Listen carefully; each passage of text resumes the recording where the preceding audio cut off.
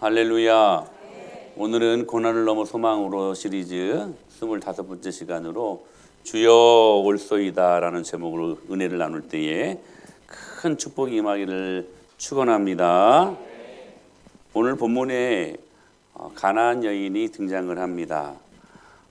수르보니게 여인이라고 불리우는 가나안 여인.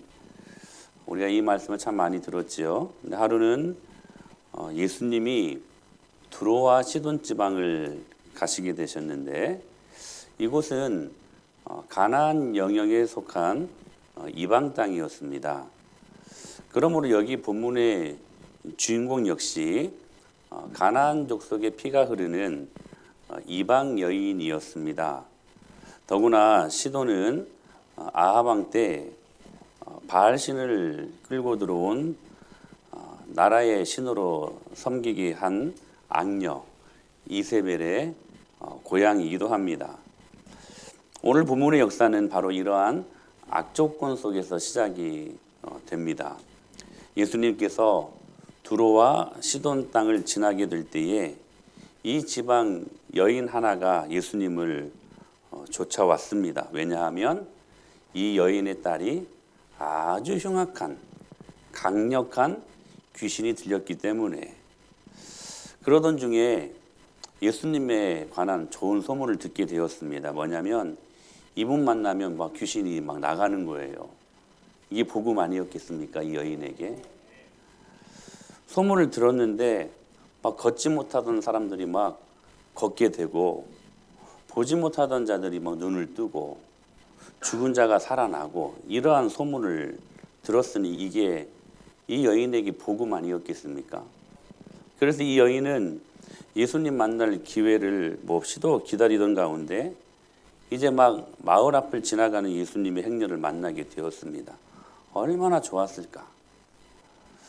이 가난한 여인, 이 여인이 그렇게 가난한 여인이 아니었습니다.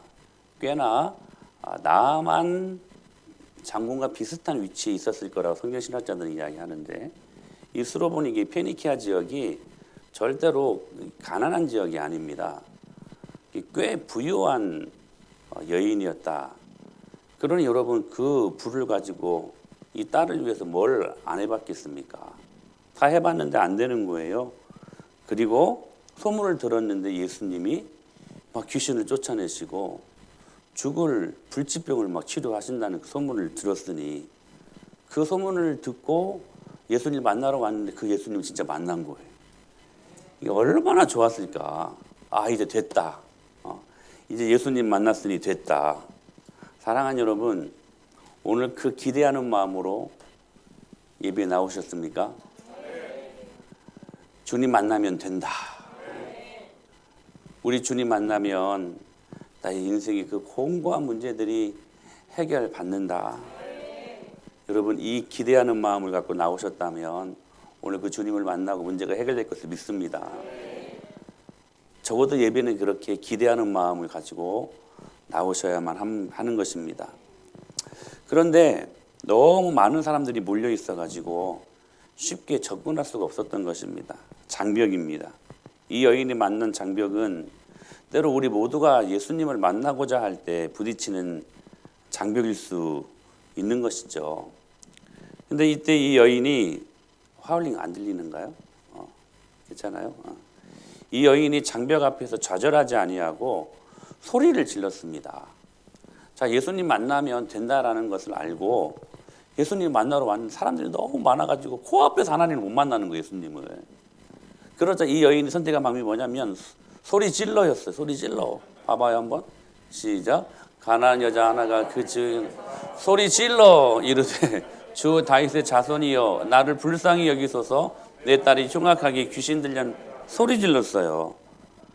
여러분 딸아이가 미쳤다는 그 말이 자랑이 아닐진데 자신의 문제를 너무나도 정확하게 인식하며 주님을 만나지 않습니까?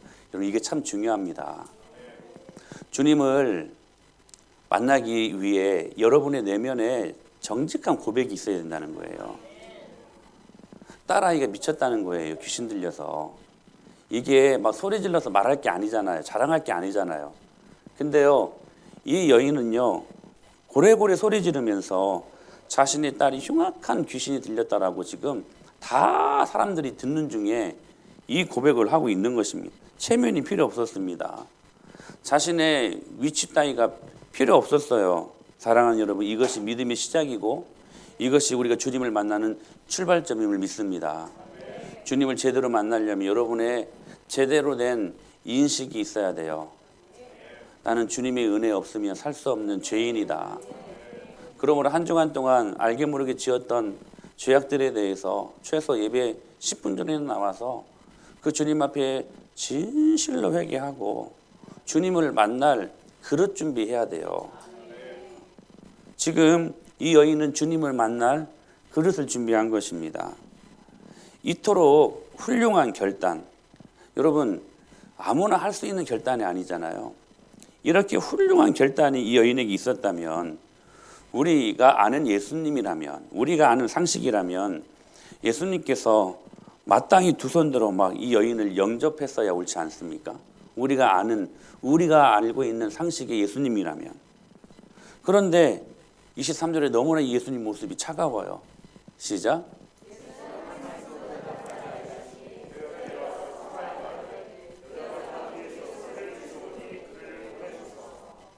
예수님이 한 말씀도 대꾸를 안 하시는 거예요. 제자들의 태도도 너무 잔인했어요. 막 쫓아내려고 그랬거든요. 그러면 예수님이 야, 나 만나러 온 그 여인을, 왜 불쌍한 여인을 니들이 왜 쫓아내려고 하느냐? 이리 와, 괜찮아. 여러분, 이게 예수님 우리가 생각하는 모습들 아닙니까? 근데 예수님도요, 얼굴이 샤해요. 냉담하기 그지가 없어요. 지금 너무 차가운 거예요. 대꾸를 안 하셨어요. 우리가 아는 예수님의 귀는 언제나 불쌍한 자들의 부르짖음을 듣기 위해 열려져 있었던 귀가 아니었습니까? 우리가 알고 있는 예수님의 입술은 언제나 부르짖는 그 사람들의 상처를 어루만져 주시기 위해 준비된 그 입술이 아니었습니까? 그러나 유독 이 불쌍한 여인에게만은 아무런 반응을 하고 있지 않는 거예요, 예수님이. 이런 경우 대부분 많은 사람들이 낙심하여 돌아갈 것입니다. 아마 원망하고 돌아섰을 것입니다. 이분이 그렇게 소문이 듣던 자비로운 그분이란 말인가? 회의가 들었을 것입니다. 이분이 정말로 하나님의 아들일까? 기독교가 정말로 사랑의 종교라고 이야기하는데 진짜 맞나? 지금 적어도 이 예수님의 이 여인을 대하는 태도만 보면 이런데 회의가 들어요. 정말 하나님이 살아계시다고 한다면 나의 인생의 이 공고한 문제를 과연 모른 척하고 침묵하고 계실 수 있을 것인가? 원망하고 충분히 불평하고 돌아설 만한 상황 아니겠습니까? 지금 이 불쌍한 여인의 부르짖음에 예수님이 침묵하고 계셨다는 거. 왜 예수님이 침묵하셨을까? 왜 이 여인을 계속 기다리게 하셨을까? 왜 이 여인의 인내를 테스트하고 계셨을까? 그 이유가 무엇이었을까? 제가 두 가지를 살펴보았습니다. 첫째는 이 여인의 작은 믿음이, 그 믿음의 씨가 자라나기를 위해서였습니다. 여러분, 우리 모두는 예수님을 만났을 때의 기쁨과 환희가 있지 않았습니까? 세상을 다 얻은 것 같은 기쁨. 그러나 문제는 이 기쁨이 계속 지속되지 않는다는 거예요. 세상을 다 얻은 것 같은 충만한 기쁨이 있고 나면 반드시 그 다음에 찾아오는 인생의 영적인 침체기가 따라올 수 있다는 사실입니다. 아무리 기도해도 하나님이 내 기도를 들어주시지 않는 것 같아요. 심지어 하나님이 나를 고통 가운데 그냥 일부러 방치해놓고 깊은 고난 속에 나를 내모는 것 같아요.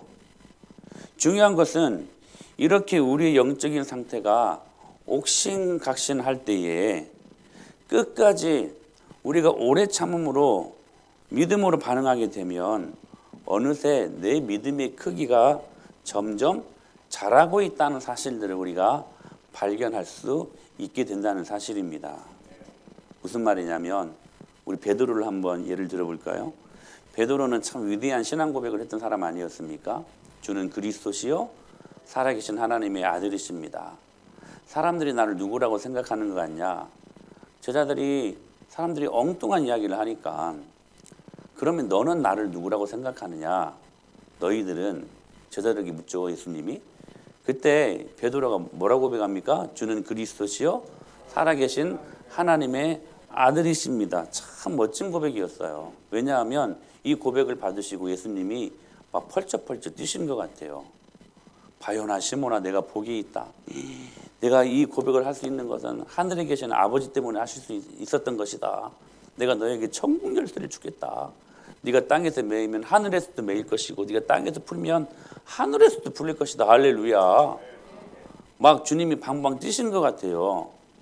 너무 기뻐하셨어요. 그런데 바로 뒤에 예수님이 그런 그 제자들을 향하여서 첫 번째로 이제 드디어 첫 번째 입을 여신 게 뭐냐면 내가 앞으로 십자가 때문에 죽을 것이다. 십자가를 예고하셨어요. 이 말을 듣자 베드로가 펄쩍펄쩍 뛰는 거예요. 왜냐하면 베드로는 예수님 때문에 생명을 걸었거든요. 가족도 다 버리고 그물도 직업도 다 버리고 예수님을 따라갔거든요. 근데 예수님이 죽는다는 거예요. 예수님이 죽어서 슬퍼서가 아니라 이제 그 예수님 죽으면 자신의 신세가 어떻게 될 것인가에 대한 그 걱정과 염려 때문에 펄쩍펄쩍 뛰면서 이렇게 말했어요. 같이요, 시작. 베드로가 예수를 붙들고 항변하여. 여기 항변이라는 말이 무슨 말이냐면 헬라어로 예수님이 멱살을 잡고 흔들었다는 거예요. 그러니까 에이 목사님 그게 예수님 그게 아니고요. 그렇게 하면 이게 아니라 멱살을 잡고 막 흔들었어요. 사람이 하나님을 흔들어 버렸어. 멱살을 잡고. 이게 항변이라는 말이에요. 언제는 주는 그리스도시요 살아계신 하나님의 아들이십니다 했던 사람이 또 보니까 이제는 예수님의 하나님의 멱살을 잡고 흔들어 버리는 이상한 사람으로 지금 변질되었다는 사실이에요. 또 언제는 이렇게 말한 적도 있었네요. 보실래요? 시몬 베드로가 대답하여 이르되 주여 영생의 말씀이 주께 있사오니 우리가 누구로. 사람들이 다 떠나는 거예요. 오병이어를 경험했던 사람들이 자신의 배를 이빨 배부르게 해주는 그 예수님을 향하여 거기 가면 좀 뭔가 이렇게 물질적으로 살만할 것 같다가 쫓아갔는데 그게 아니라고 말씀하시면 뜬금없는 말씀을 하시네요. 예수님이 나는 하늘에서 내려온 생명의 떡이다. 무슨 이상한 말씀을 하시니까 이 많은 사람들이 그 예수님을 떠나가 버렸어요. 막 그때 뭐라고 말하냐면 베드로가 영생의 말씀이 주께 있사오니 여기 있사오니 우리가 누구에게로 가오리까. 얼마나 멋진 고백이에요. 얼마나 멋진 고백이에요. 그런데요 예수님이 그 로마 병정에 끌려가자 그날 저녁에 뭐라고 말해요? 어떤 모닥불을 끼고 있었는데 어떤 계집 여종이 저 베드로 지금 끌려간 예수님과 함께 있었던 사람이었는데 같은 패 아니냐? 그러니까 이 베드로가 긴장이 됐어요. 같은 패라고 몰리면 자기도 십자가 끌려갈까 봐. 아니라고. 나 저 사람 모른다고. 저 예수 내가 부인하고 저주까지 한다고. 저주까지 하지 않습니까? 언제는 주는 그리스도시요 살아계신 하나님의 아들이십니다. 이렇게 고백했던 사람. 언제는 영생의 말씀이 여기 있는데 내가 어디로 가겠습니까? 이렇게 말했던 사람이 또 언제는 예수님이 멱살을 잡고 항변하고 또 언제는 예수님을 저주하고. 근데 이 사람이 또 성령의 충만함을 나중에 경험한 다음에는 이제 결국 거꾸로 십자가를 지면서까지 예수님을 따라가는 사람이 되지 않았습니까? 넘어지고 다시 일어나고 넘어지고 다시 회복되고 자빠졌지만 다시 일어나고 그러면서 서서히 베드로의 믿음의 씨앗이 그 크기가 자라나고 있었다는 사실이에요. 나선형의 신앙. 나선형. 우리 지난 임직식 때 전승기 목사님이 하신 말씀이잖아요. 넘어지고 이 일들이 계속 반복되는 것 같지만 결국에 계속해서 우리의 신앙이 성장하고 있었다는 거. 그래서 이 말씀이 진리예요. 시작. 다만 이뿐 아니라 우리가 환난 중에도 즐거워하나니 환난은 인내를, 인내는 연단을, 연단은 소망을 이루는 줄. 나선형이에요. 환난은 무엇을 만들어요? 환난을 통해서 잠시 넘어지는 것 같았는데 믿음으로 다시 붙잡고 일어서니까 그것이 무엇이 돼요? 인내가 되고요. 인내가 되고, 인내는 뭐가 돼요? 연단이 돼요. 단련되어진 아주 강한 금이 되는 거예요. 그리고 그 연단은 결국 무엇을 이루어요? 소망을 이루게 된다는 사실이에요. 환난을 통해서 넘어지는 것 같았지만 다시 인내로 일어나게 되고 다시 연단하게 되고 결국에는 하나님이 허락하시는 소망의 기쁨을, 고난을 넘어 뭐로? 소망으로 나아가는 귀한 축복을 우리들에게 약속하고 계신다는 사실입니다. 이 여인의 믿음이 자라나가고 있었어요. 예수님의 침묵을 통하여서 이 여인의 인내를 테스트하신 것은 이 여인의 믿음을 자라나게 하신 거예요. 사랑하는 여러분, 기도했는데 응답 안 된다고 초징수전에서 벗어나지 못해서 주님 원망하고 에이 교회 안 나가, 여러분 이러지 않게 되기를 축복합니다. 할렐루야. 사랑하는 여러분, 오늘 이 주님을 믿음으로 만나십시오. 이 지금 수로보니게 여인이, 이 가나안 여인이 믿음이 자라고 있는 증거를 어떻게 우리가 볼 수 있냐면 22절 말씀이에요. 어떻게 말하냐면 다윗의 자손이여 이렇게 고백했어요. 맨 처음에는. 근데 나중에 이 침묵하시는 주님의 인내를 테스트하는 그 시간들을 통하여 이 여인의 믿음이 자랐어요. 어떻게 자랐냐면 이렇게 고백해요. 여자가 와서 예수께 절하며 이르되 주여 저를 도우소서. 다윗의 자손이여가 아니라 이제는 주여.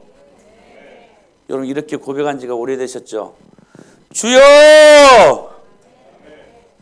아멘도 크게 안 해.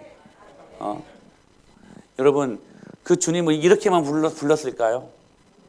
그 여인이 자신의 딸, 흉악기 귀신 들린 딸 고쳐달라고 예수님 찾아가서 부르짖었을 때 이렇게만 불렀을까요?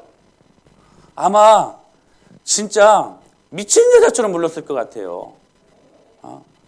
주여 주여, 주님의 은혜 아니면 안 됩니다. 저를 도와주시옵소서. 여러분 기도 제목이 이루어지려면 이렇게 기도하셔야 돼요. 이렇게 기도하셔야 돼요. 사실 여러분이 점검하셔야 돼요. 여러분이 기도하는 것들 중에 응답이 안 되는 거, 왜 내가 기도하는데 하나님 응답하시지 않지? 저는 그분들한테 한번 묻고 싶어요. 얼마나 기도했다고. 묻고 싶어요, 진짜. 얼마나 기도했다고. 얼마나 간절히 기도했다고. 원망합니까? 우리 옛날 믿음의 선조들은요, 한번 기도 응답 받으려면 40일을 또 한번 응답될 때까지 처리하며 작정하며 시간을 정해놓고 장소를 정해놓고 신앙의 약성을 갖고 그렇게 기도했던 사람들이 원망하면 좀 이해가 돼. 근데 우리가 얼마나 기도했다고 그렇게 쉽게 주님을 원망하고 불평합니까? 그런 생각이 들어요. 이 여인의 기도가 우리가 하는 그런 기도, 그런 간절함의 수준이었을까요? 아니었을 것 같아요. 더 간절한 기도, 더 몸부림치는 기도. 주여 주여 주여 주여. 여러분 보십시오. 예수님이 계속 이 여인을 차갑게 냉대를 하는 상황 속에서도 여인이 계속 따라가요. 그러면서 이 여인의 믿음이 자라고 있었다는 거예요. 맨 처음에 예수님이 여인의 믿음을 보시고 믿음이 있었다는 것을 알았을까 몰랐을까? 알았어요. 믿음이 있다는 것을 알았어요. 예수님 만나면 자신의 딸이 치료받을 거라는 것을 알고 자신을 지금 찾아왔다는 것을 예수님이 알았어요. 근데 예수님이 알았지만 응답하시지 않았어요. 인내를 테스트하셨어요. 왜요? 이 여인에게 믿음이 자라나는 것이, 믿음의 크기가 커지는 것이 이 여인에게 유익이었기 때문에. 사랑하는 여러분, 하나님의 침묵은 여러분의 믿음의 크기를 만드시는 시간들입니다. 쉬 원망하지 마십시오. C.S. 루이스가 이렇게 말했습니다. 하늘을 구하면 땅을 얻고 땅을 구하면 아무것도 얻지 못한다. 우리 믿음의 크기가 중요한 거예요. 그래서 주님이 주님의 테스트를 통하여서 우리의 믿음의 크기를 키워가시는 시간들이라는 거예요. 여러분 여호수아를 한번 보십시오. 여호수아가 분명히 약속을 받았지요. 모세를 이어서 너를 통하여 가나안 땅이 이스라엘 백성들의 땅이 되게 할 것이다. 그 약속을 받고 이제 그 모세의 바톤을 이어서 이제 그 이스라엘 백성들을 이끌지 않았습니까? 근데 분명히 약속하셨어요. 그 약속은 하나님이 하신 약속이니까 천하 없어도 다 이루어져야만 해요. 하나님이 약속하신 것은 이루어져요. 아멘. 하나님이 약속하신 것은 반드시 이루어져야 돼요. 하나님이 약속하신 것이 이루어지지 않으면 하나님이 아니기 때문에 하나님이 하나님 되시려면 당신이 하신 약속은 반드시 이루어져야 돼요. 그러면 여호수아와 그 백성들은 가나안 땅에 가게 되어 있어요? 못 가게 되어 있어요? 약속하신 말씀이니까 가게 되어 있죠. 그래서 신나게 갔어요. 근데 뭐가 보여요? 요단강이 보여요. 자 보세요. 하나님의 약속은 축복이야. 하나님의 약속 생각하면 천국이야. 아멘. 저는 그래요. 하나님이 우리 은혜마을교회 어떻게 축복하실 거라는 기대감이 있기 때문에 우리 은혜마을교회를 놓고 기도하면 막 천국이에요. 천국. 하나님이 10년 20년 저 은퇴하고 난 다음 벌써 은퇴할 나이는 아니지만 은퇴하고 나면 하나님 우리 은혜마을교회 어떻게 더 예쁘게 만드실까 막 이런 거 생각하면 축복이에요. 하나님 약속은 축복 아닙니까? 천국 아닙니까? 그런데 현실은 뭐예요? 요단강이에요. 현실은 뭐예요? 지옥이야. 하나님의 약속은 분명히 이루어져요. 근데 딱 가보니까 이루어질 것 같지 않아요. 근데요, 하나님의 약속은 이루어져요. 그러면 그 요단강은 어떻게 된다는 거예요? 건너게 된다는 거예요? 못 건너게 된다는 거예요? 건너게 된다는 거잖아요. 근데 요단강만 보면 죽음이야. 예수님이 뭐라고 말씀하실까? 하나님이 내 발을 내딛고 들어서라. 만약에 땅이 이 요단강이 갈라지지 않으면 그냥 죽는 거예요. 빠져 죽는 거예요. 근데 하나님의 약속을 여호수아와 그 백성들은 믿었어요. 믿었어요. 자 보세요. 하나님의 약속은 천국입니다. 현실은 지옥입니다. 이 갭을 무엇이 해결하느냐? 믿음이에요. 여러분 그러므로 믿음은 현실적이에요. 가장 현실적이에요. 왜냐하면 믿은 대로 되니까. 믿는 대로 되는 게 믿음, 여러분 현실이 되니까 할렐루야. 믿음은 바라는 것들이 뭐다? 실상 할렐루야. 그래서요. 믿음으로 취하는 땅이 가나안 땅이었어요. 주님이 믿음의 크기를 만드시는 순간이었어요. 여호수아에게 그게 필요했어요. 앞으로 요단강을 건너고 여리고를 시작해서 가나안 7족속들과 싸울 때에 이 싸움은 얼마나 사람들을 많이 죽이고 피를 튀기면서 흘리게 하면서 싸워서 이기는 이 전쟁이 아니라 얼마만큼 하나님 말씀 앞에 순종해야 이 땅을 취하게 될 것인가는 그 싸움이었기 때문에 들어가기 전에 여호수아에게 필요했던 것이 믿음이었거든요. 그래서 믿음의 크기를 만들어 놓으시는 거예요. 믿음의 크기를. 그 이후로 그 믿음으로 모든 것들을 정복하지 않습니까? 사랑하는 여러분, 우리가 기도한다고 응답이 안 된다고 쉽게 원망하지 말고 기도 많이 하십시오. 기도 많이 하십시오. 근데 제가 보건대 기도 많이 하면 다 응답돼요. 지금까지 기도 응답 안 된 거 하나도 없어. 다 응답하셔요. 그러나 때로 내가 원하는 대로 응답이 안 된다고 할지라도 쉽게 원망하지 마십시오. 하나님이 나의 믿음의 크기를 자라나게 하시는 시간들입니다. 믿음으로 감사로 받으십시오. 두 번째, 왜 이 여인의 인내를 테스트하셨을까? 이거예요. 같이 한번 읽어볼 거예요. 시작.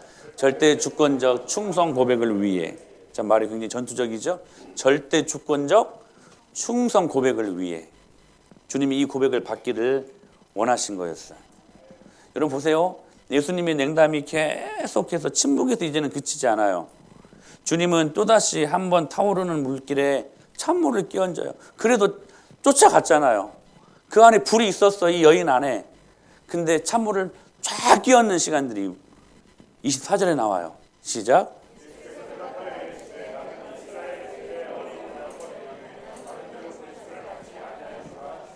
이스라엘 집에 잃어버린 양 외에는 나는 보냄을 받지 아니하여. 나의 이 능력이 너에게 필요한 게 아니, 너에게 갈 게 아니야. 이제는 침묵을 깨시고 하신 내뱉은 말씀이요. 이거 차라리 침묵이 차라리 낫지. 이젠 사람을 막 2번, 3번 죽이는 거예요. 막. 얼마나 마음이 아팠을까? 아마 이 정도에서 많은 사람들이 포기하고 말았을 것입니다. 교회 말고 여기밖에 없는가? 그러나 처음에 부르짖기만 하던 이 여인이요, 이 장벽을 경험하자요, 오히려 한 걸음을 더 다가갔습니다. 여러분, 무엇이 이토록 이 여인의 자존심도, 이 여인의, 이건 예수님이 조롱하시는 거잖아요. 근데 그것도 이기고 나거든요. 무엇이 그렇게 끝까지 예수님을 따라갈 수 있는 여러분 능력이 되었을까요? 무엇이? 이 여인의 간절함이. 딸을 살리겠다는 그 간절함. 그 간절함 앞에 자신의 자존심도 필요 없어. 조롱도 필요 없어. 여러분, 그래서 응답받은 거예요. 여러분, 그 간절함으로 기도하면 오늘 응답받지 못할 것이 없습니다. 여러분의 기도가 그렇게 간절한 기도인 걸 한번 점검해 보십시오. 그렇게 주님을 향해 더 다가갔어요. 밀치면 밀칠수록 이 여인은 계속 따라갔어요. 근데 예수님이 그렇게 밀치면 밀칠수록 이 여인은 더 믿음으로 다가서요. 25절 말씀 시작. 밀어내면 밀어낼수록 더 다가와서 주님 앞에 애원해요. 장벽 앞에 쉽게 무너지거나 주저앉지 않고, 제자들의 냉대에도 예수님의 침묵과 이 예수님의 차가운 이 조롱 섞인 말에도 이 여인의 인내를 꺾지 못해요. 주님 앞에 절했대요. 이 표현이 헬라어로 납작 엎드려졌대요. 주님의 거절과 냉대도 이 여인을 절대로 물러서게 하지 못했다는 사실이에요. 그래서 예수님이 말씀하신 거예요. 구하라 그러면 너희에게 주실 것이요, 찾으라 그러면 너희들이 찾을 것이요, 문을 두드리라 그러면 너희에게 열릴 것이다.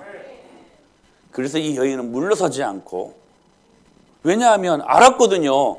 주님 앞에 다가가면 주님이 모든 문제를 해결할 거라는 것을 믿음으로 고백하고 그것을 알았기 때문에 굴하지 않고 따라갔던 거예요. 계속. 그러면서 주여 나를 도우소서.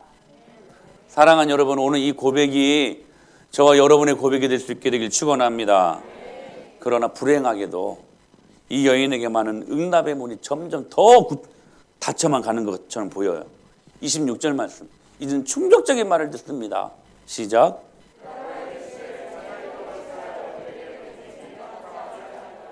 자녀의 떡을 취하여 개들에게 던짐이 마땅하지 않다. 예수님께서 이 여인을 지금 이 개 같은 이방 여인이나 이렇게 말한 거예요. 참 이 표현은 아무리 좀 이렇게 순화시켜서 말을 해도 이렇게 순화되는 것 같지는 않아요. 이 개 같은 이방 여인아. 이 말이 정확히 이 말이었거든요. 너 개다. 그 말이었어. 너 개다. 이 말 듣고 그래 나 개다 하고 여러분 바로 뒤돌아설 수 있는 상황 아닙니까? 어떻게 예수님이 이런 말씀을 해요? 어떻게 목사님이 이런 말씀들을 해요? 저 교회 안 다닐게요. 저 교회 끝! 하고 돌아설 수 있는 상황 아닙니까? 한번 제가 그래 볼까요? 한번 그래. 누가 제일 완만하냐? 우리 장로님 한번 제가 그래 볼까요? 저는 장로님 제일 완만해요, 사실. 여러분 이런 관계가 가장 훌륭한 관계입니다. 너 개다. 지금 2번, 3번 죽이는 거예요. 정말 이해되지 않아요. 이 여인의 아픔을 알잖아, 예수님이. 전지하신 분이신데. 그러면 위로해 주셔야지. 지금 예수님 맞는가? 안아주셔야지. 예수님 같지 않아요. 지금 이 여인을 개로 여긴 거예요. 근데 여러분 종종 우리가 이런 경우들이 있지 않는가? 도무지 앞이 막혀 있고 뒤도 막혀 있고 좌우 다 막혀 있는 것 같은 답답함 속에 우리의 고민이 이렇게 이어지지 않습니까? 우리가 믿는 하나님이 정말 완전하신 분이신가? 혹시 여러분 이런 고민 해보지 않았어요? 하나님이 정말 살아 계신가? 저기에서 저 한 목사는 계속 하나님 살아 계신다고 이야기하는데 보니까 하나님 안 살아 계신 것 같아. 하나님이 정말 나를 아실까? 나의 기도 제목들을 아실까? 여러분 이러한 고민들 한 번쯤 다 해보시지 않았습니까? 근데요, 우리는 또 다른 질문을 할 수가 있습니다. 뭐냐면, 자 보세요. 이 정말 중요한, 이게 오늘 말씀의 포인트예요. 뭐냐면, 하나님이 침묵하신다고 그분이 완전한 분이 아닐까요? 이 정말 중요한 말씀이에요. 여러분 인생을 살아갈 때 고난을 넘어 소망으로 나아가기 위해 이 물음이 굉장히 중요한 질문이에요. 하나님이 침묵하신다고 해서 선하신 분이 아니십니까? 응? 하나님이 우리의 기도에 침묵하신다고 여러분 죽어 계신 분이십니까? 더 구체적으로 우리 기도가 응답되지 않는다고 하나님께서 완전한 분이 아니십니까? 그런 법이 어디 있어요? 우리가 마음 먹은 대로 이루어지지 않는다고 해서 하나님께서 선하신 분이 아니십니까? 우리 뜻대로 상황과 환경이 되지 않는다고 해서 하나님이 죽은 겁니까? 그거 아니지 않습니까? 교계에 아주 유명한 목사님이 계시는데요. 김동호 목사님이라는 분, 높은 승희교회를 다니셨고 사회적으로 또 교회적으로 개혁을 참 열심히 하시려고 하시는 목사님인데 작년에 폐암이 걸리셨대요. 근데 딱 드는 순간 그렇게 하나님께 원망이 나오더래요. 내가 주님을 위해서 열심히 이렇게 사역하고 여러 가지 많은 일들을 하고 있지 않습니까? 왜 하필 그 일들이 다 이루어지지도 않았는데 왜 하필 접니까? 막 당황스럽고 막 하나님께 막 따져 묻고 싶더래요. 그렇게 물었대요. 근데 하나님의 음성이 들려오기도 전에 자기가 하는 말이 그냥 답으로 그냥 주어지더래요. 왜 하필 접니까? 이렇게 김동호 목사님이 물어보니까 자기가 자기 입으로 내가 뭔데? 내가 뭔데? 나는 이 병에 걸릴 사람이 아니야? 나는 이 병에 걸리면 안 되는 사람이야? 자기가 자기 입으로 고백을 했대요. 그리고 문제의 답을 거기서 체크를 하고 거기서 바로 일어섰대요. 항암이 진짜로 힘들더랍니다.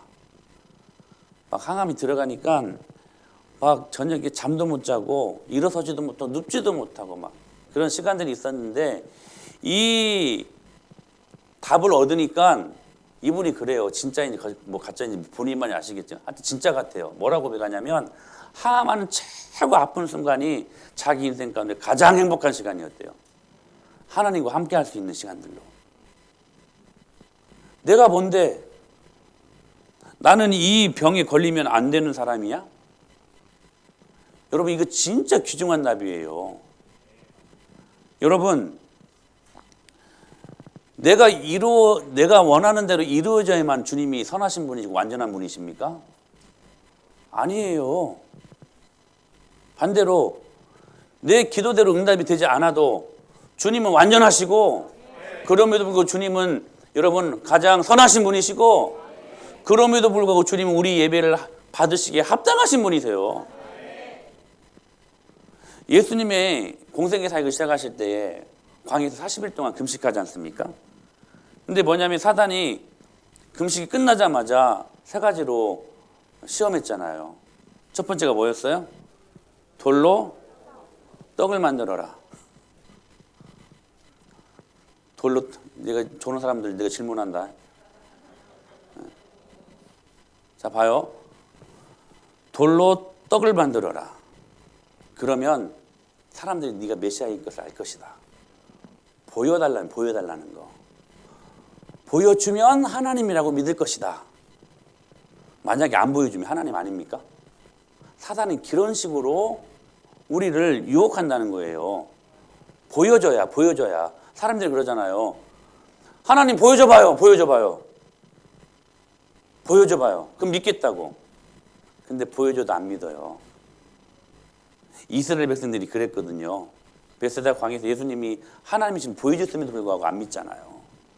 그 새빨간 거짓말이야. 보여주면 믿겠다고 안 그래요. 못 믿어요, 못 믿어요. 두 번째가 뭡니까? 성전 꼭대기에서 뛰어내려봐라. 천사가 쫙 나타나도 받아줄 것이다. 그걸 보면 사람들이 얼마나 근사하게 진짜 멋지지 않겠냐? 한번 보여줘봐, 보여줘봐. 만약에 안 보여주면 하나님 아닙니까? 사단은 보여줘야만 하나님인 것처럼 그렇게 만든다는 거예요. 응? 너 나에게 경배 그러면 천한 만국 모든 것들 다 줄게. 보여줘봐, 보여줘봐. 여러분 사단이 유혹할 때마다 공통적으로 하는 말이 뭔지 아십니까? 만일 네가 하나님의 아들이라면 보여달라, 보여달라. 여러분 안 보이면 하나님의 나라가 아닙니까? 하나님의 나라가 보입니까, 안 보입니까? 그 하나님의 나라가 없습니까? 사단은 항상 그런 식으로 접근한다는 거예요. 우리가 기도할 때 하나님 이 문제를 해결하여 주셔서 당신의 살아계심을 많은 사람들에게 보여주게 하여 주시옵소서. 우리 그런 기도 많이 하잖아요. 근데 만약에 그 기도대로 안 되면 주님이 죽어 계시는 겁니까? 가나안 여인이 그랬어요. 이 수르브니게 여인이 같은 말이거든요. 가나안 여인, 수르브니게 여인. 하나님이요 계속 냉대하고 침묵하고 너 개다 이렇게 계속 기도하는데도 뭐가 안 보이는 거예요. 안 보이는 거예요. 그럼에도 불구하고 이 여인은 어떤 반응을 합니까? 저는 이 여인에게서 이 믿음을 우리가 볼 수 있어야 돼요. 안 보여요. 하나님 안 계신 것처럼 느껴져요. 이분이 진짜 예수님 맞는가? 그렇게 지금 느껴지는 상황이란 말이죠. 근데 그 상황 속에서도 이 여인이 뭐라고 고백하냐면 이거예요. 이거 시작. 여자가 이르되 주여 올소이다. 주여 올소이다. 무슨 고백이냐면 비록 내가 원하는 타이밍에 환경에 내가 원하는 상황에 내 뜻대로 이루어지지 않았을지라도 나는 그래도 당신이 옳다고 믿습니다. 나는 그래도 당신은 완전하다고 믿습니다. 나는 그래도 당신이 선하심을 믿습니다. 그래도 당신은 나의 예배를 받으시기에 합당하신 분이십니다. 그게 뭐냐면 주여 올소이다 이 말이에요. 주여 올소이다. 결단코 이 문제를 갖고 원망하거나 불평하지 않고 논쟁하지 않았어요. 하나님의 말씀이 내 경험과 내 이성과 내 자존심이 맞지 않아도 주여 올소이다.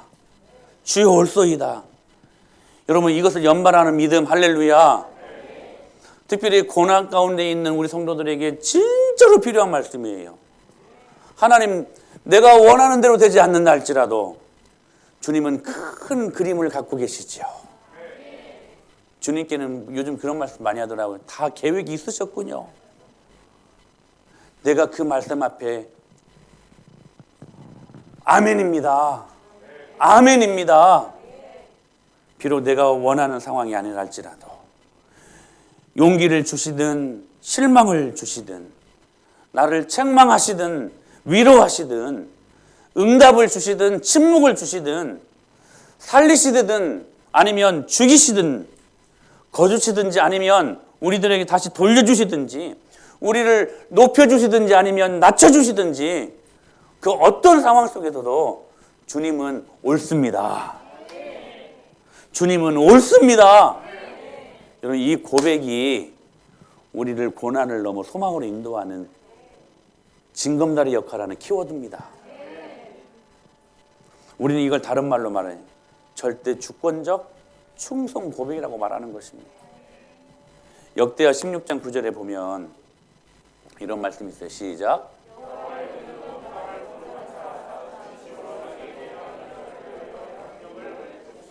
여러분 전심으로 하나님을 향하는 자들에게 주님이 능력을 주신답니다. 여기 전심으로 하나님을 향하는 자 이 말을 다른 말로 말하면 충성스러운 사람들이라는 거예요. 하나님은 충성스러운 사람들에게 능력을 주십니다. 우리는 때로 이 시대가 그래요. 충성의 가치가 낮아진 시대를 살고 있지 않습니까? 그래서 이 충성스러운 사람들을 돌쇠 같다 막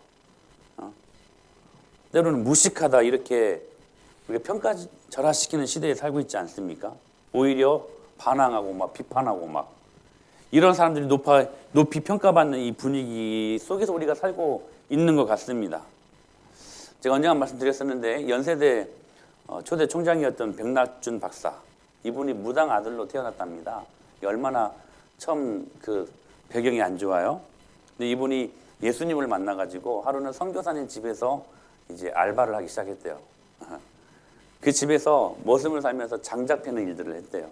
하루는 이 선교사님이 이제 전도로 나가면서 백낙준 씨 장작을 좀 패. 그렇게 하고 이제 근데 이분이요 빨리 돌아올 줄 알았는데 저녁 10시 아주 늦게 들어온 거예요. 아주 늦게. 근데 어디에서 막 뽁뽁뽁 소리가 나는 거예요. 보니까 이 백낙준 씨가 계속해서 장작을 패고 있는 거예요. 깜짝 놀라가지고 왜 지금까지 이것을 하고 있냐고 그랬더니 이 백낙준 씨가 하는 말, 선교사님이 시키지 않았냐고, 그리고 언제까지 하라는 말 없이 나가가지고 지금까지 그냥 패고 있다고. 그 충성스러움. 이 백낙준 이 총장님에게 이 있었던 머리에는 장깨가 없었어요. 우직스럽게 할 수 있는, 참 멍청하다. 우리 지금 그렇게 말할 수 있는 타이밍 아닙니까? 근데 언제까지 패라는 말을 안 들어가지고 오실 때까지 그냥 팬 거야, 그냥 장작을. 그 충성스러움을 보고 이 선교사님이 이 사람이면 되겠다 싶어가지고 유학도 보내고 공부 많이 시켜가지고 여러분 그렇게 하나님의 나라와 영광을 위해서 멋지게 쓰임받는 사람이 되지 않았습니까? 성경이 말씀하지요. 맡은 자들에게 구할 것은 충성이다. 충성이다. 여러분 충성이란 단어가 퇴색된 이 시대에 주님은 충성된 교회를 찾아다니십니다. 주님은 오늘 또 충성된 하나님의 사람들을 찾고 다니심을 믿습니다. 맡은 자들에게 구할 것은 충성이다. 근데 여러분 이 맡은 자라는 말이 굉장히 재미있는 말이에요. 무슨 말이냐면 배 밑에서 노젓는 사람들이라는 말이에요. 배 밑에서. 옛날에는 모터가 없잖아요. 그래서 밑에서 배 노예들이 노저었잖아요. 그래서 키를 잡아주는 선장이 오른쪽 하면 오른쪽 막, 왼쪽 하면 왼쪽 막, 직진하면 막 같이 막, 이런 식으로 배를 움직였던 시대 아니었습니까? 근데 맡은 자들이란 말이 배 밑에서 노젓는 사람들이었대요. 여러분, 노젓는 사람들이 모든 것을 다 알 필요는 없습니다. 선장의 말을 잘 따르면 되는 거예요, 그냥. 전체 그림을 다 아는 것도 필요하지만, 그러나 하나님의 섭리를 알기에 기본적인 우리의 믿음의 전제, 그분은 완전하시다. 그분은 선하시다. 그분은 모자랄 것이 없는 완벽하신 분이시다. 기본적인 믿음의 전제를 우리가 갖고 있다면 주님이 그 이유를 다 알지 못해도 우리에게 하나하나 맡겨주신 모든 일들을 우리가 믿고 감당하는 것도 우리들의 충성스러움이 아닐까. 사랑하는 여러분, 우리의 지식으로 선장의 지식까지 다 알 수 없는 것이죠. 만일 하나님의 높은 뜻을 모르면 여러분 안 따르겠습니까? 어떤 사람은 그 뜻을 알 때까지 계속 순종하지 않아요. 여러분 절대로 하나님 그런 일도 안 맡기셔요. 하나님 말씀하시면 내가 이해가 안 돼도 무슨 큰 그림이 있는지 몰라도 믿음의 전제가 뭐예요? 주님은 완전하시다. 주님은 선하시다. 그 믿음의 전제를 깔고 있기 때문에 때로 이해가 안 돼도 그냥 믿는 거야.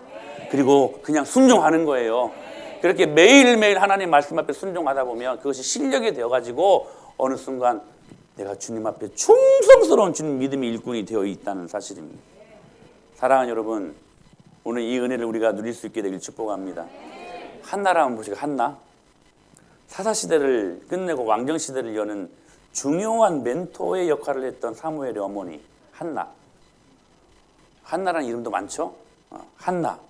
오로지 한나는요, 자신에게 주어진 문제와 갈등, 이게 뭐였어요? 아들이 없다는 거.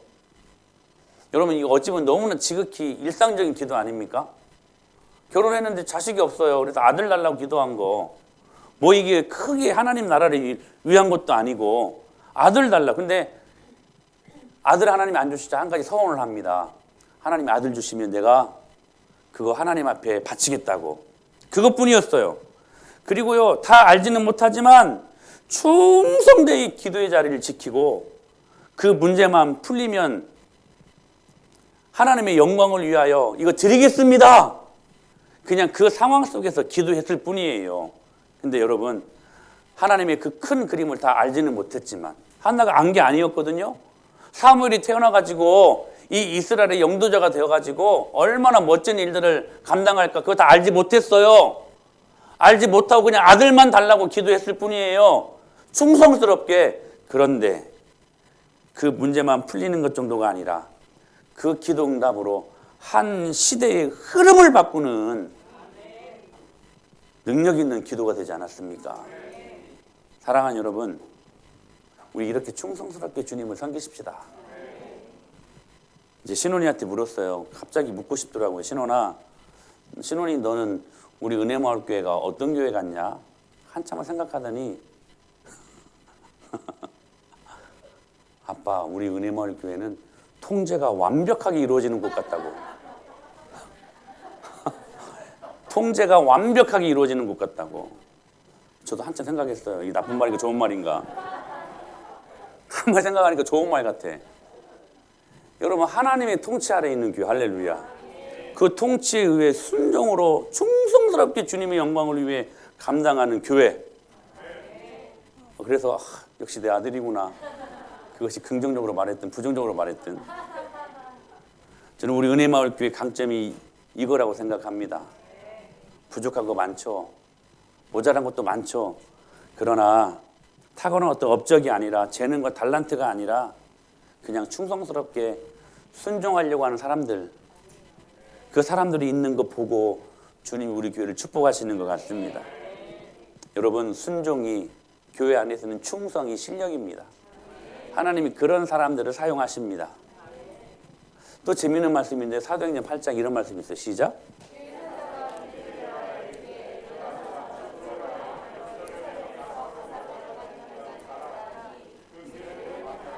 자, 보세요. 빌립 집사가요, 지금 전도하려고 워낙은 사마리아로 가려고 해요. 사마리아로. 근데 사마리아는 사람도 많거든요. 전도하려면 사람이 많은 곳으로 가야 돼? 적은 곳으로 가야 돼? 많은 곳으로 가야 되죠. 그래서 사마리아 사람들이 많으니까 많은 곳으로 가려고 했다니까요. 근데 갑자기 주의 사자가 어디로 가래요? 광야에는 사람이 있어 없어? 사람이 없죠. 사람이 그쪽으로 달려간다. 사람이 없어. 이렇게 가면 카메라에서 벗어나더라고. 안 되겠더라고. 자, 보세요. 사람 많은 곳으로 가서 전도하고 싶었어, 사마리아로. 근데 주의 사자가 갑자기 사람 없는 광야로 가래요. 이해가 돼야 안 돼요? 이해돼야 안 돼요? 하나님 사람 많은 곳으로 가야 되죠? 그렇게 따져 묻지 않았어요. 빌립은 충성스러운 주님의 종이었어요. 그냥 순종했어요.